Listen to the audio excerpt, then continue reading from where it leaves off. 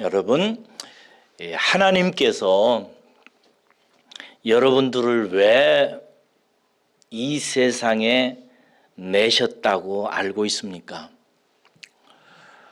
하나님이 사람을 지으신 목적이 무엇냐는 질문입니다. 다들 아실 것입니다. 그것은 하나님의 영광을 위해서입니다. 믿습니까? 하나님의 영광을 위해서 저와 여러분들이 창조되어졌고 이 세상에 태어나서 살게 된 것입니다. 그러면 하나님의 영광은 무엇입니까? 하나님의 영광은 하나님이 어떤 분이신지, 하나님의 하나님다우심이 그가 지은 피조물을 통해서 드러나는 것을 말합니다. 저와 여러분들은 하나님이 어떤 분이신지, 특별히 인격적인 하나님이 어떤 분이신지를 나타내기 위해서 드러내는 존재로 지음을 받았습니다. 그래서 하나님의 인격적인 모습을 드러내야 되는 존재로 살아야 하기 때문에 하나님께서 하나님의 모양을 따라서 하나님의 형상대로 우리가 지음을 받은 것입니다. 그래서 이 목적을 위해 하나님은 사람을 우리들을 지으시고 태초의 사람을 그래서 지으신 것입니다. 이렇게 처음 사람을 지으신 하나님께서 그 사람을 하나님의 에덴 동산에 두시고 그 에덴 동산에서 살게 하시면서 그 동산 한가운데다가 이 목적을 가르치고 실현하기 위해서 한가운데다가 생명나무와 선악과를 두셨습니다. 선악과는 하나님의 영광을 나타내야 하는 사람이 그러므로 어떻게 살아야 하는지를 보여주는 것입니다. 그것은 사람은 하나님이 조성해 놓으신 자신의 삶의 현장에서 선과 악을 분별하며 살아야 한다는 것입니다. 선은 무엇이고 악은 무엇이라 했습니까? 선은 그리고 악은 윤리적인 이야기가 아닙니다. 선이라고 하는 말은 영어로 말하면 good, 좋은 것을 말하고요. 악은 bad, 나쁜 것을 말하는 것입니다. 여러분, 선과 악, 좋은 것과 나쁜 것은 고정되어져 있지 않습니다. 항상 좋은 것, 항상 나쁜 것이 아닌 것입니다. 그리고 어떤 사람에게는 좋을 수도 있고 어떤 사람에게는 나쁠 수도 있습니다.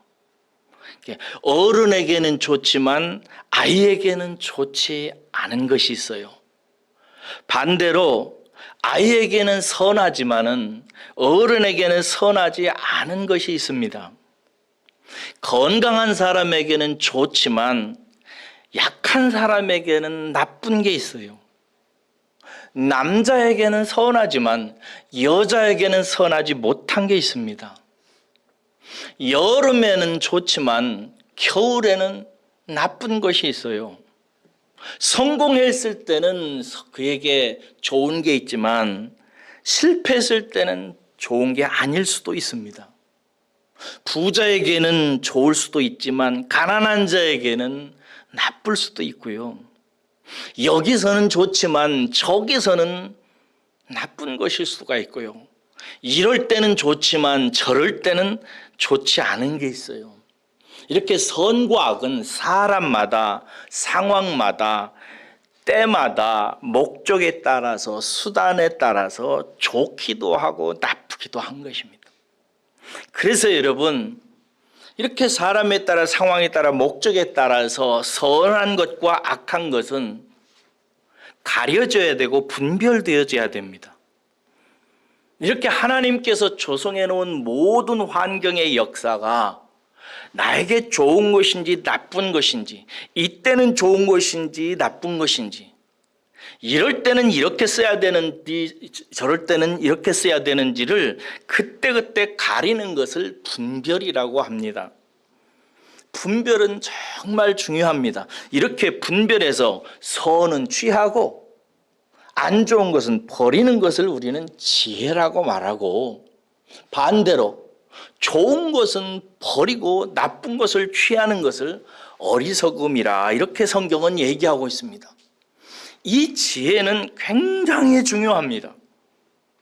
지혜에 대해서 하나님께서 솔로몬을 통해서 주로 말씀하셨는데, 솔로몬의 잠언이나 전도서를 깊이 읽어보십시오. 솔로몬은, 하나님께서 솔로몬을 통해서 지혜는 생명과 연결시킵니다. 그래서 지혜는 인간의 생명과 사망, 복과 저주를 결정을 하게 되어 있습니다. 그러면 바른 분별을 해야 되는데 어떻게 바르게 분별할 수 있는가? 그래서 어떻게 선은 취하고 악은 버릴 수가 있는가? 분별은 어디로부터 오는 것인가? 이것을 분명히 여러분들께서 이걸 정말 체득하고 마음에 깊이 깨달아야 여러분의 인생이 거룩해지고 변화가 오기 시작합니다. 무엇이 분별의 기준인가? 무엇이 나를 선을 선으로 보게 하고 때에 따라서 악은 악하게 보게 하는가? 그것은 하나님의 말씀입니다. 하나님의 말씀에서 오는 거예요. 하나님의 말씀이야말로 사람으로 하여금 지혜롭게 행하게 하는 근원적인 원인이고 뿌리입니다. 그래서 하나님께서 아담과 하와에게 에덴 동산에 선악과를 놓으시고 말씀하셨습니다. 첫 말씀을 하시고 또 말씀하시고 또 말씀하시고, 영원히 하나님은 말씀하시는 분으로 그들과 함께 하십니다. 그 말씀에 대해서 사람이 순종하고 살면 생명과 복을 얻고, 그 말씀에 불순종하면 사망과 저주 가운데 떨어지기 시작하는 것입니다. 하나님께서는 그래서 처음 말씀하실 때부터 내 말씀에 순종하라고 하시고, 이 말씀대로 하지 아니하면 정령 죽는다고 말씀하셨습니다. 그러면 여러분, 순종이란 뭡니까? 순종은 그 말하는 사람의 말을 알아듣고 생각해서 그 뜻의 의미와 의도를 알아서 그 뜻과 의도대로 따라서 하는 것을 말하는 것입니다. 그래서 순종해야 우리는 선과 악을 분별할 수 있는 행동을 하게 되는 거죠. 그러나 여러분, 충격적이게도, 진짜 이건 충격입니다. 사람의 역사가 시작되자마자 선악과의 반전이 일어나게 됩니다. 선악과의 반전은 뭐냐? 그 선악과를 통해서 하나님은 사람에게 선악을 분별해서 지혜롭게 살아서 복과 생명을 얻게 하시려고 주었는데, 이 선악과에 대해서 선과 악을 분별하는 하나님의 말씀에 불순종함으로 말미암아 선악과는 복과 생명을 내는 데서 내지 않고 저주와 사망을 내는 것이 되어져 버린 것입니다. 이게 선악과의 반전이에요. 잘 알다시피 아담과 하와는 하나님의 말씀을 버리고 선악과를 그냥 먹어버렸습니다. 지혜를 위해 주신 선악과가 오히려 죄의 길을 내고 인간은 어리석음에 빠져서 사망에 갇히게 된 것입니다. 사람은 생명을 위해 받은 선악과로 사망을 오히려 만들어낸 거예요. 이것이 선악과의 반전입니다. 여기서 여러분 꼭 짚어야 되는 게 있어요. 왜 이런 반전이 일어났느냐 하는 것입니다. 왜 복과 생명을 내야 되는 선악과가 인간을 통해서 저주와 사망을 내는 것이 되어져 버렸는가 하는 거예요. 사람의 눈 때문입니다. 뭐라고요? 아유, 가만히 있으세요. 묵상하고 계세요. 무엇 때문이라고요? 사람의 눈 때문이라고요. 여기서 눈이라는 것은 뭘 의미하냐면 우리의 물리적인 이 눈만을 의미하는 것이 아니라 인격의 눈을 말하는 것입니다. 무언가를 생각하고 느끼고 행하는 인간의 인격적인 삶에도 눈이 있습니다. 이 눈 때문이에요. 아담과 하와가 선악과를 보았어요. 봤을 때 어땠습니까? 보암직도 하고 먹음직도 하고 특별히 지혜롭게 할 것 같았어요. 아담과 하와가 선악과를 볼 때 보기에 너무 좋았어요. 그리고 먹고 싶었어요. 그렇게 하고 싶었다 이 말이에요. 그리고 무엇보다도 지혜롭게 할 것 같았어요. 지혜는 뭐라고 그랬어요? 선한 것과 악한 것을 분별해서 선한 것은 취하고 악한 것은 버리는 것이라고 그랬어요. 하나님은 선악과를 먹지 말라고 했는데 아담과 하와가 선악과를 보았을 때 그것을 먹으면 선과 악을 내가 잘 분별해서 선은 취하고 악은 버리면서 지혜롭게 살아서 그 지혜로운 삶의 수준이 어느 정도까지 이를 것 같이 보였냐면은 하나님처럼 나도 살 수 있게 됐다. 인간의 창조 목적이 하나님처럼 사는 거잖아요. 하나님 나타내는 거잖아요. 그러니까 아담과 하와가 하나님이 나를 지을 때 하나님의 영광을 위해서 지었는데 그 영광을 내가 하나님의 불순종하고 하나님 말씀을 안 듣고 선악과를 먹어도 그 선악과를 먹음으로 말미암아 선과 악을 분별해서 지혜롭게 하나님이 목적하신 그대로 살 수 있다라고 믿게 된 거예요. 그들의 인격이 눈이 그런 판단을 내린 거예요. 여러분, 부디 꼭 기억하고 또 기억하고 또 기억하고 꼭 기억하세요. 사람은 하나님의 말씀을 떠나서 보고 느끼고 판단하고 결정해서 행하면 선은 버리고 악은 취하는 인생으로 자꾸 변화되어져 갑니다. 그러면 선악과 지혜로운 인생을 위해 허락된 모든 것들이 나를 위해서 생명을 내지 않고 사망에 이르도록 자꾸 이끄는 것입니다. 하나님의 말씀을 내 인격적인 삶이 멀리하기 시작하면 자기 나름대로는 자기 눈이 있어서 판단하잖아요. 내가 생각하고 내가 보고 하면은 이것이 지혜라고 하는 게 다 누구에게나 있단 말이에요. 그런데 그렇게 자기를 신뢰하고 자기를 확신하고 살면 그렇게 살면서 하나님의 말씀을 소홀히 여기고 무시하고 멀리해 두기 시작하면 시작할수록 그 사람은 차츰차츰 하나님께서 조성해 주신 수많은 환경들을 선하게 사용할 줄 모르고 악하게 사용하는 사람으로 차츰차츰 변해져 가기 시작해요. 그래서 자기 자신의 원수는 타인이 아니라 남편이나 아내나 자식이나 다른 환경이 아니라 자기 자신인 거예요.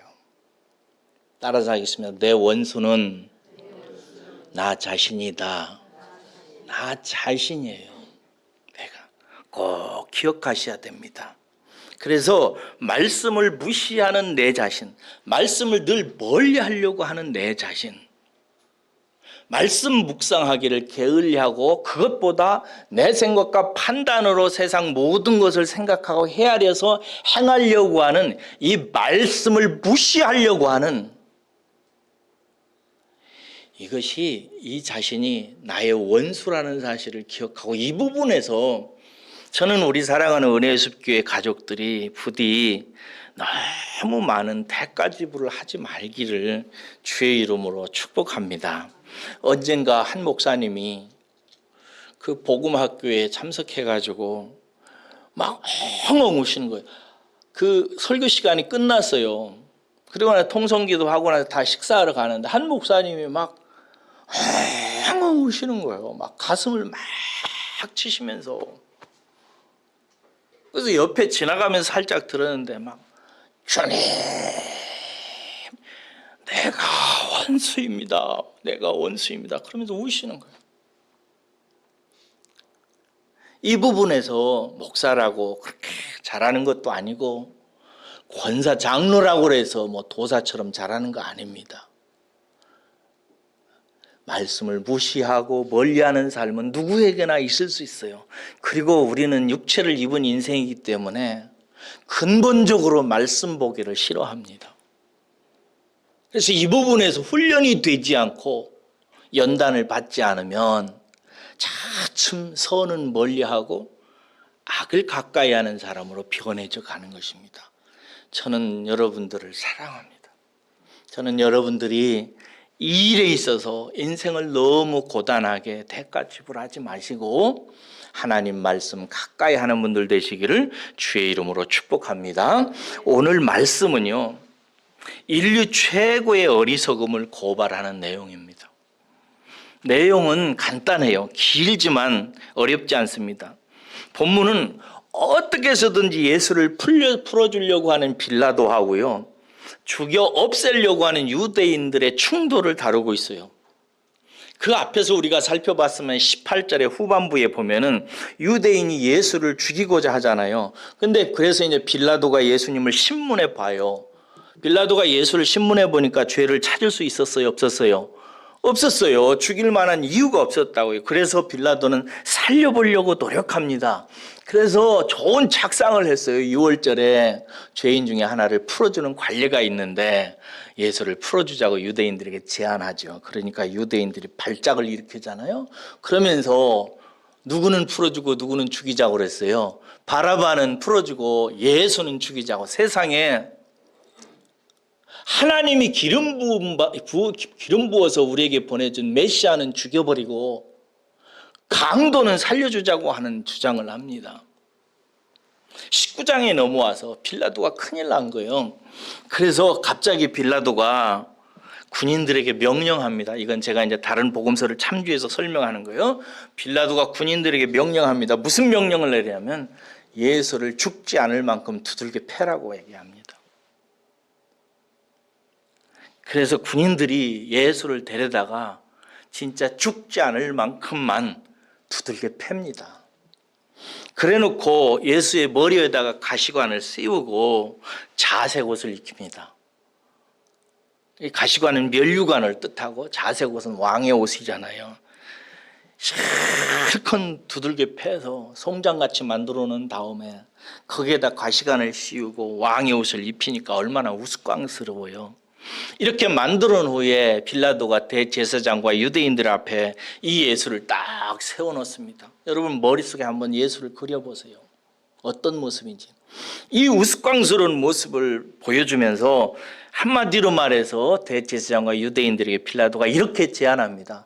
이 정도 두들겨 팼으면 그만합시다. 이 정도 혼냈으면 됐잖아요. 이 얘기예요. 그러자 이 유대인들이 광분을 합니다. 막 소리쳐요. 오늘 본문 말씀에 보니까 십자가에 못 박으라고 막 하잖아요. 없애버리라고. 이 말을 들으면서 빌라도가 두려움을 느낍니다. 왜냐하면 이 사람도 양심이 있어서 아무 죄도 없는 사람을 이렇게 죽이는 게 아무래도 예수가 범상치 않은 인물인데 죽이는 게 마음에 끌려요. 더군다나 다른 성경에 보면 지난 밤에 빌라도의 아내가 꿈을 꿔요. 그리고 엄청나게 꿈속에서 고생합니다. 그리고 나서 빌라도에게 사람을 보내서 특별 부탁을 합니다. 여보, 절대 예수 죽이는데 당신 손대지 마. 당신이 그 일에 관여하면 안 돼. 라고 특별히 부탁합니다. 이런 말을 들으니 빌라도 자기 자신의 판단도 그렇고 아내의 꿈 얘기도 듣고 이러니까 영 마음이 뒤숭숭해서 두려움을 느껴요. 다시 관저로 데리고 들어갑니다. 예수를 이리 오라고 손잡고 들어가서 단둘이 묻습니다. 너는 어디서 왔느냐 물어요. 이 질문이 참 신비하잖아요. 너는 어디로부터냐 물어요. 이 질문은 이미 앞에서 예수님께서 내 나라는 이 세상에 속한 것이 아니라고 했기 때문에 예수님의 죄가 이 세상 사람들이 정죄하는 그런 것이 아니라 하늘로부터 오는 전혀 다른 차원의 얘기라는 사실을 좀 더 듣고 빌라도가 다시 변론을 하고 싶어서 그런 거예요. 그런데 예수님이 뭐라고 하시죠? 대답을 안 합니다. 더 이상. 그러자 빌라도가 그래요. 너 죽고 사는 것은 내 손에 달려있다. 말해라. 그러니까 예수님께서 뭐라고 하세요? 네 손에 달린 것이 아니라 내 살고 죽는 것은 위로부터 말미암는다. 그래요. 이렇게 빌라도가 막 들어갔다 나왔다 하면서 애를 쓰니까 유대인들이 이제 막 답답하고 견디지 못해가지고 이렇게 외칩니다. 당신은 가이사의 중신이 아닙니다 하고 외쳐요. 로마라고는 대제국의 왕인 카이사가 있고 빌라도는 그저 분봉왕에 불과하잖아요. 이게 만약에 유대인들이 가이사에게 빌라도가 이런 것을 제대로 하지 않는다고 고발하면 빌라도는 이제 위험하거든요. 그래서 그 얘기를 하는 거예요. 그러자 할 수 없이 빌라도는 돌 재판석에 딱 앉아가지고 마지막 판정을 내립니다. 너희 왕이니 너희들 마음대로 해라. 그리고 내줘요. 여러분 질문 하나 드릴게요. 어리석은 인류가 저지른 가장 큰, 이 땅에 태어난 사람이 지은 가장 큰 어리석음은 무엇이라고 여겨지세요? 여기서 어리석음은 지혜의 반대라고 그랬어요. 선한 것은 취하고 악한 것은 버려야 되는데 반대로 선한 것은 버리고 악한 것을 취한 인간의 모든 행동 중에서 가장 어리석은 게 뭐냐는 질문이에요. 대부분 아마 아담과 하와가 선악과를 따먹은 사건이라고 떠올릴지 모르겠어요. 일견 동의합니다. 이 어리석음 때문에 죄가 세상에 들어왔으니까요. 그런데 여러분, 이보다 더 어리석은 사건이 본문에 나오는 것입니다. 물론 아담과 하와가 선악과를 따먹은 것은 진짜 어리석은 일이에요. 그런데 놀랍게도 이렇게 어리석은 불순종한 인류를 하나님께서 당장 심판하지 아니하시고 이런 인간을 하나님께서 사랑하셔가지고 이들을 구원하기 위해서 당신의 아들을 세상에 보내셨습니다. 그리고 그 아들은 하나님이 친히 기름 부으신 그리스도예요. 아담과 하와로 말미암아 첫 번째 세상에 임한 절망을 극복할 기회가 그러므로 이제 주어진 것입니다. 그러나 사람들은 그 메시아를 받아들이지 않고 그 마지막 기회를 차버리고 하나님이 기름 부은 자, 마지막 인류의 희망, 하나님의 최종적인 기회를 그들은 거부하고 그 메시아 그리스도를 십자가에 매달아 죽게 합니다. 여러분, 죄가 사망을 낳는다고 했잖아요. 아담으로 시작된 죄가 그래서 여기에서 마지막 사망을 낳는 것입니다. 마지막 기회를 놓치는 거예요. 여러분, 여러분에게 있어서 예수는 무엇입니까? 예수는 죄 가운데 사망 가운데 죽을 수밖에 없는 인생을 향해서 하나님께서 베푸신 마지막 희망인 줄로 믿습니다. 유일한 생명의 줄이에요. 최고의 선입니다. 이 예수 외에 다른 선이 없어요. 그런데 본문에 보면 이 지고의 선을 버림으로써 인간은 자기 사명을 자기가 확정해버립니다. 그러므로 저는 예수를 십자가에 내어준 이 사건이야말로 사람이 지은 가장 처참한 어리석음이다 라고 확신합니다. 이런 면에서 저는 여러분들이 참 지혜로운 자들이라고 믿어요. 세상 모든 사람들은 인류의 마지막 희망이요 생명줄인 예수 그리스도를 믿지 않습니다. 받아들이지 않아요. 그 예수 그리스도가 그냥 없어졌으면 좋겠다고 생각하고 마음속에서 그냥 지워버리는데 눈꽃만큼의 죄책감도 갖지 않고 있습니다. 그런데 여러분들은 그 예수를 그리스도로 받아들이고 내 인생의 희망으로 받아들이고 하나님이 나를 사랑하셔서 허락된 가장 큰 은혜요 축복이라고 받아들였으니 여러분들이 얼마나 지혜로운 분들이십니까? 여러분들은 정말 존경할 만한 분들이에요. 그런데 여러분들에게 묻습니다. 여러분들은 어떻게 예수가 선인 줄 알고 악이 아니라고 분별하셨습니까? 하나님의 은혜입니다. 죄인이 어떻게 선을 보겠습니까? 사망 가운데 처한 자가 어떻게 하나님의 최선을 보겠습니까? 못 봐요. 그래서 세상 사람들은 다 예수는 그냥 최악이라고 생각해요. 그런데 여러분들은 예수를 생명의 주요 그리스도요, 내 인생의 생명의 밧줄로 알고 붙들고 계시다고요. 그렇죠? 네. 어떻게 그런 분으로 분별하셨냐 이 말이요.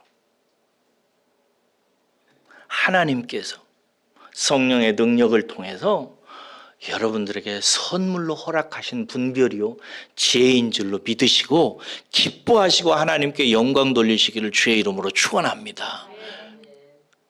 그런 은혜를 우리가 받은 거예요. 그래서 여러분 늘 감사하셔야 됩니다. 그리고 찬양을 많이 하셔야 돼요. 이 놀라운 은혜는, 이 놀라운 생명은 거기에 0.001%도 우리가 그 속에 들어있지 않고 온전히 다 하나님께서 은혜로 우리에게 분별하게 하시고 알게 하시고 받아들이게 하시고 이해하게 하셔서 예수를 내 생명의 주님으로 내 마음에 영접해서 얻게 하신 축복을 허락해 주신 것입니다. 그러니까 늘 감사하시기를 축복합니다. 그리고 찬송 많이 하세요. 아시겠죠? 그리고 하나님께 영광 돌리시는 분들 주님의 이름으로 축복합니다. 어떤 일이 있어도 그리고 무슨 고난이 와도 예수를 버리지 마세요. 예수를 멀리하지 마시기를 바랍니다. 예수님 가까이 하셔야 돼요. 그런데 여러분, 예수를 멀리하지 않는다, 예수를 가까이 하지 않는다, 이 말은 무슨 말이에요?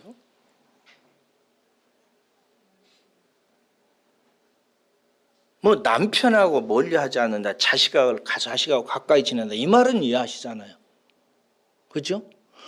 예수를 멀리하지 않는다, 예수님과 항상 가까이 한다, 이 말은 무슨 말이에요?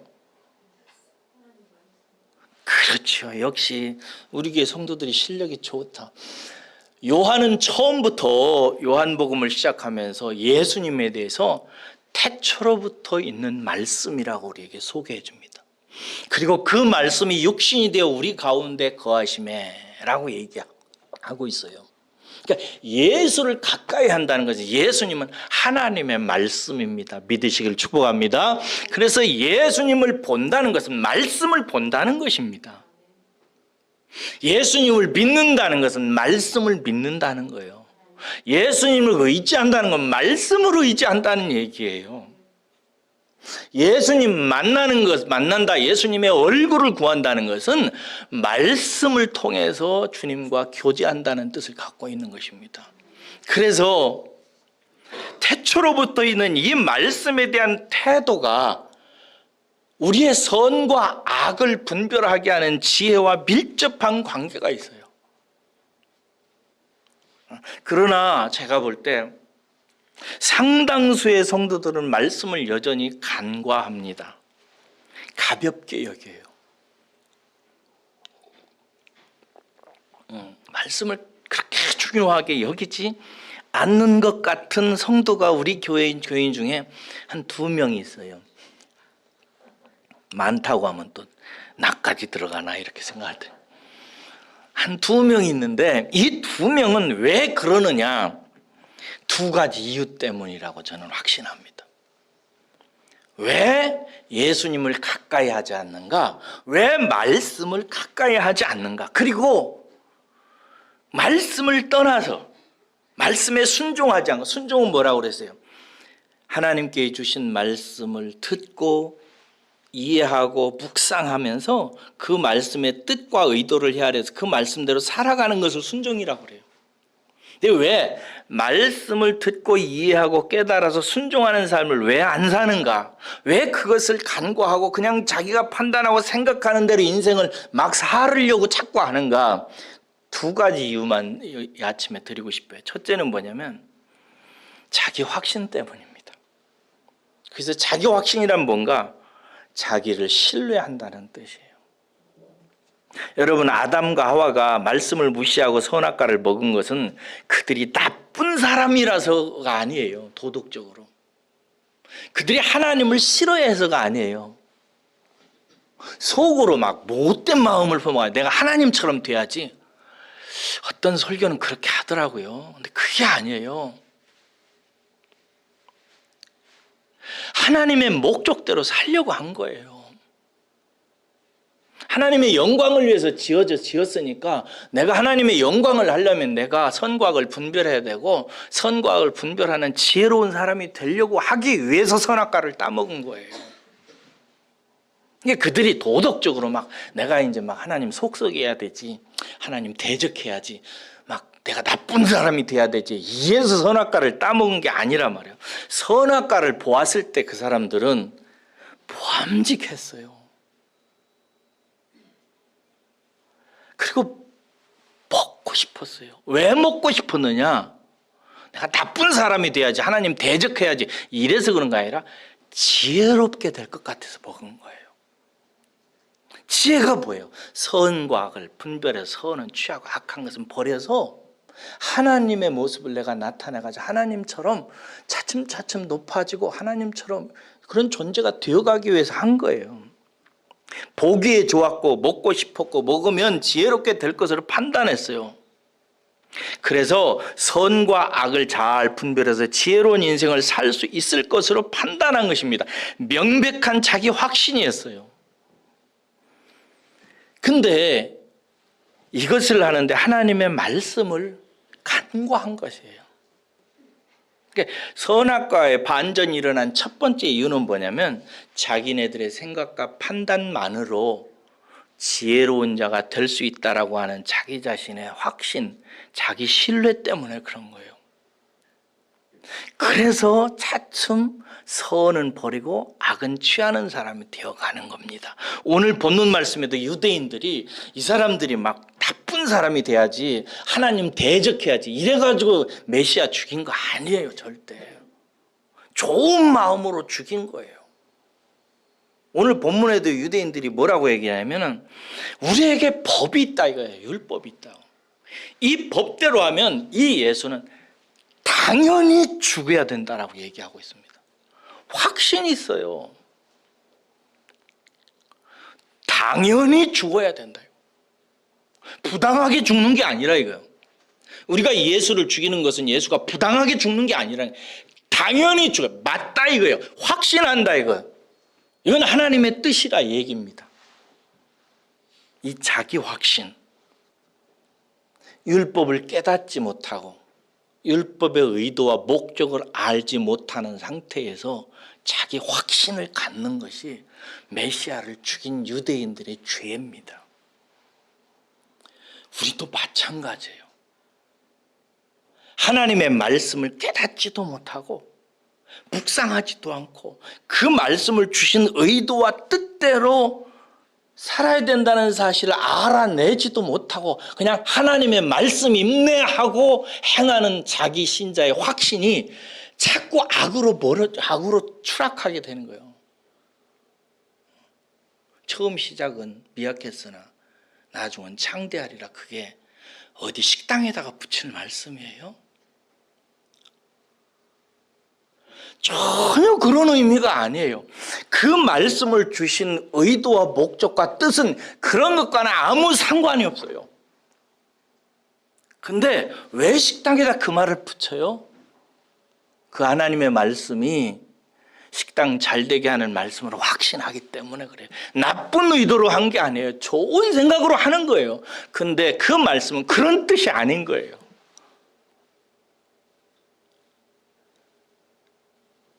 유대인들이 율법을 알았지만 율법을 몰랐던 거예요. 그리고 확신한 거예요. 인생을 살아가면서 자기 나름대로 보고 보암직하고 먹음직해서 뭐 해서 지혜롭게 할 것 같은 여러 가지 지식들을 먹습니다. 취해요. 그대로 행동합니다. 그러나 하나님의 말씀을 떠나서 묵상하는 삶을 떠나서 생각하는 삶을 따라서 깨닫는 삶을 떠나서 하나님이 그 말씀을 주신 목적과 의도를 분별하는 삶을 버려놓고 뭐 하나를 붙잡고 자기 멋대로 마음대로 확신하고 살아가는 삶이 살면 살수록 선에서 멀어지고 악을 취하게 되는 것입니다. 겁이 없어요. 그래서 겁 없는 성도님들이 말씀을 막 간과해요.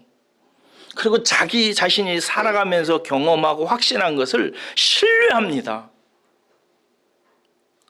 그래서 목사님이 성경 읽어라, 경건서적을 읽어라, 뒤에 사놨다 하는데 저 한 권만 누가 가져가 두 권은 그대로 있어요. 안 가져갑니다. 어쩌려고? 안 읽어요. 남의 얘기를 안 듣습니다. 왜? 나도 보는 게 있다 이거지. 그냥 내가 살면 되니까. 나도 하나님 말씀 알 만큼 알고 인생 알 만큼 알으니까 살 수 있으니까. 자기 확신이에요.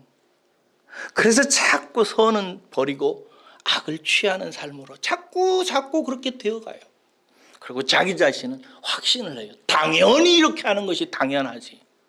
유대인들이 얘기하듯이 심지어 메시아를 십자가에 매달아 죽이면서도 이렇게 하는 게 당연히 맞지. 얼마나 처참한 어리석음이에요. 문제는 우리들은, 유대인들은, 옛날 사람들은 그렇게 했어도 나는 안 그렇지라고 생각하는 거예요. 아니에요. 목사님도 가슴을 치면서 내가 원수다라고 오죽하면 그러겠어요. 두 번째, 그 확신에, 왜 그런 확신을 갖고 자기를 신뢰하고 그렇게 사는가? 그 확신의 근원을 모르기 때문에 그래요. 그 확신의 근원을 보통 사람들은 자기의 선한 의도라고 생각해요. 바른 판단이라고 생각합니다. 아니요. 그 근원은 사탄에게서 온 것입니다. 마귀가 준 결과들이에요. 첫 번째 선악과의 반전이 일어날 때 그 영적 근원은 누구였죠? 아담과 하와였어요? 아니요. 사탄이 뱀의 형상으로 나타나서 아담과 하와를 설득한 거예요. 유혹한 겁니다. 합리적으로. 한참 사단의 말을 듣고 선악과를 보니까 보암직하게 보였고 먹으면 좋겠다 생각 들었고 진짜 지혜롭게 될 것 같은데 진짜 하나님 말씀 좀 멀리 해도 하나님처럼 될 수 있을 것 같은데 확신이 들기 시작한 거예요. 그러므로 아담과 하와의 자기 확신은 자기에게서 나온 것이 아니라 사탄에게서 나온 것입니다. 오늘 본문 말씀에도 여러분 사탄에게서 온 것이라는 것은 유대인과 바리새인과 서기관들과 유대인들이 예수를 죽인 것은 자기네들이 한 것이 아니라 이미 사단으로부터 그런 일이 시작된다는 것을 하나님께서는 시편 2편에 이미 예언하셨어요. 이런 말씀이 있어요. 어찌하여 이방 나라들이 분노하며 민족들이 헛된 일을 꾸미는가? 세상에 군왕들이 나서며 관원들이 서로 꾀하여 여호와 그의 기름 부음 받은 자를 대적하며 우리가 그들의 맨 것을 끊고 그의 결박을 벗어버리자 하는도다. 언제 그 사람들이 이런 마음을 갖고 했어요? 막 유대인들이나 막 대서기관들이 우리가 여호와를 대적하자, 기름 부음 받은 자를 막 대적하자 이러면서 했어요? 안 했어요. 그런 마음 없었어요. 당연히 그렇게 해야 된다고 생각하고 그렇게 한 거예요. 근원은 어디예요?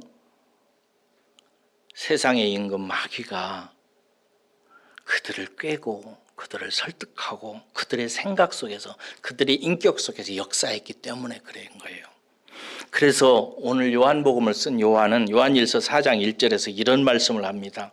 사랑하는 자들아, 영을 다 믿지 말고 오직 영들이 하나님께 속하였나 분별하라. 많은 거짓사가 선지자가 세상에 나왔습니다 라고 얘기해요. 여러분들은 지금 이 한국이라는 땅 안에 수많은 거짓 선지자들이 설교하고 있다는 사실을 아십니까? 어떤 방송 보니까 제가 볼 때는 거짓 선지자인데 이사야 같은 선지자라고 하던데요. 수많은 사람들이 그를 따르던데요. 잘 분별하셔야 돼요. 그러면은 여러분, 분별은 어떻게 하는 건가? 분별은 어떻게 하는가? 하나님이 주신 두 가지, 성도에게 주신 두 가지 선물이 있어요. 첫째는 뭐냐면 말씀이고요. 또 하나는 성령이에요. 이 두 가지 선물을 귀하게 여기셔야 돼요. 예수 그리스도를 믿고 하나님을 믿는 성도들에게 아버지 하나님이 선물을 주셨어요. 첫째는 성경을 남기게 하셨어요. 말씀을. 태초로부터 있는 로고스인 예수 그리스도를 통해서 영원한 하나님의 변치 않는 말씀을 주셨어요. 그리고 성령을 주셨어요. 성령은 무슨 영이죠? 하나님의 영입니다. 믿습니까? 하나님이세요. 그런데 이 하나님의 영인 성령을 성경에서 달리 얘기합니다. 요한은 진리의 영이라고. 진리의 영은 뭘 하는 영이에요? 하나님의 말씀으로 나타난 진리를 성도들에게 가르치고 이해하고 깨닫게 하는 역할을 하는 거예요. 성령을 하나님께서 우리에게 주신 것은 여러 가지 목적이 있지만 가장 중요한 목적이 뭔가? 믿는 성도들이 하나님의 말씀을 볼 때 그 말씀을 이해하고 깨닫고 분별하게 하도록 하기 위해서 주신 하나님의 영 선물이에요.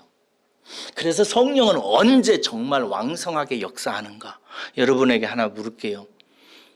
다른 모든 영보다, 세상의 영보다, 악마의 영보다 하나님의 성령이 여러분의 인격 안에서 역사하시기를 원하시죠? 우리 다 그거 원합니다. 근데 언제 역사하는지 아세요? 말씀 볼 때 역사하세요. 말씀의 영이세요.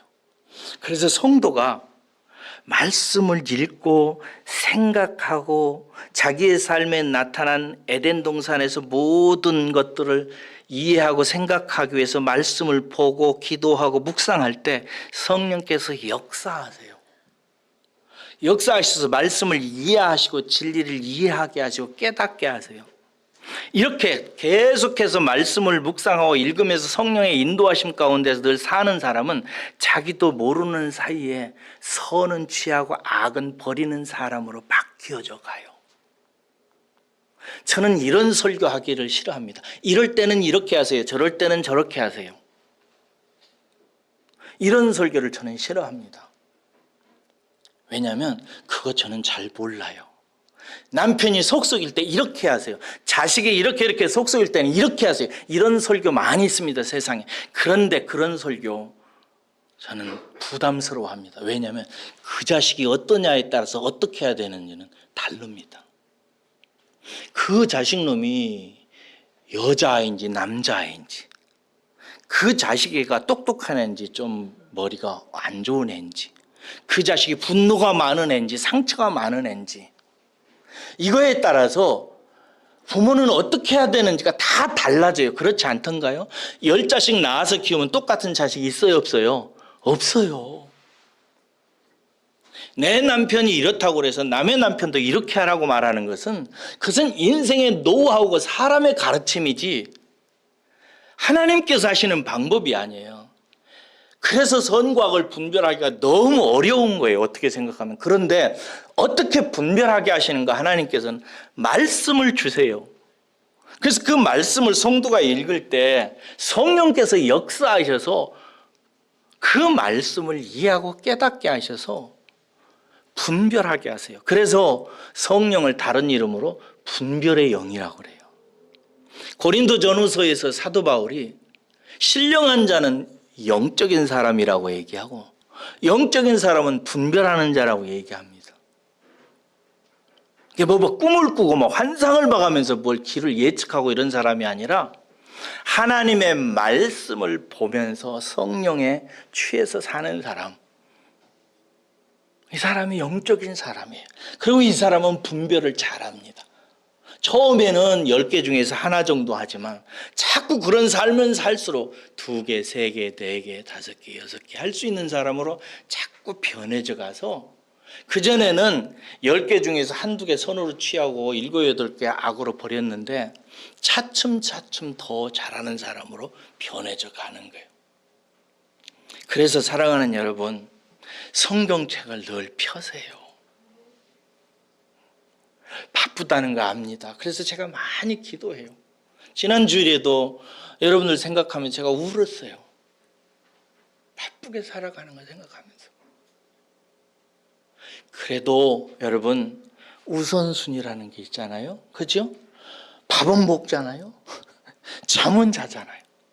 다른 거 하잖아요. 그중에 30분이라도 1시간이라도 떼내세요. 그게 중요한 거예요. 생명과 연결되는 일이에요.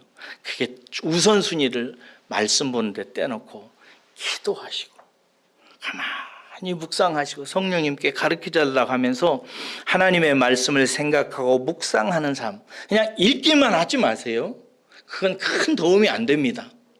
성경책 달달 외운다고 해서 그 사람이 뭐 변하든 그렇지는 않습니다. 짧은 구절에다 생각을 하는 것입니다. 사람은 인격적인 존재이기 때문에 사고가 중요해요. 생각이 중요합니다. 생각을 많이 하셔야 돼요. 그 한 말씀을 놓고 이렇게도 생각해보고 저렇게도 생각해보고 성령님께 기도하면서 생각해보는 것입니다. 그렇게 하면 성령이 내 인격 속에서 인격적으로 역사하세요. 그러면 그런 삶이 축적되고 반복되면서 그 사람은 조금씩 건강한 사람이 되어져 갑니다. 제가 언제부턴가 한 보름 전부터 인진쑥을 먹기 시작합니다. 제가 간이 안 좋거든요. 그래서 언젠가 큰 누님이 인진쑥을 막 잔뜩 한 마리를 보내왔는데 너무 써가지고 먹지를 못하고 놔두다가 시간이 오래돼가지고 버렸어요. 근데 이제 인진쑥을 다시 먹습니다. 그거 한 번 먹으면 무슨 효과가 있을까요? 하나 효과 없어요. 두 번 먹으면 간 수치가 막 좋아질까? 아니요. 일주일 먹으면 에휴 별로 없어요. 최소한 한 달은 먹어야 된대요. 한 달, 두 달, 석 달, 넉 달 먹어야 효능이 발생하는 거예요. 성경 말씀을 묵상하는 것도 그렇습니다. 하나님의 말씀을 놓고 성령께 기도하면서 생각하면서 생각하면서 읽고 생각하고 묵상하고 기도하고 하면서 그의 영혼이 차츰 성령과 같은 성분으로 변해져 가면서 자기의 환경을 분별하고 선악을 판별하는데 지혜로워져 가기 시작하는 것입니다. 여러분들은 꼭 그러시길 바랍니다. 선악과의 반전이 아담과 하와처럼 유대인처럼 일어나지 않도록 선악과가 진실로 생명의 선악과가 되기 위해서 여러분의 에덴 동산 한복판에 다시 선악과를 심으시고 생명의 길을 탐색해가는 묵상하는 사람 되시기를 주의 이름으로 축복합니다. 기도하겠습니다.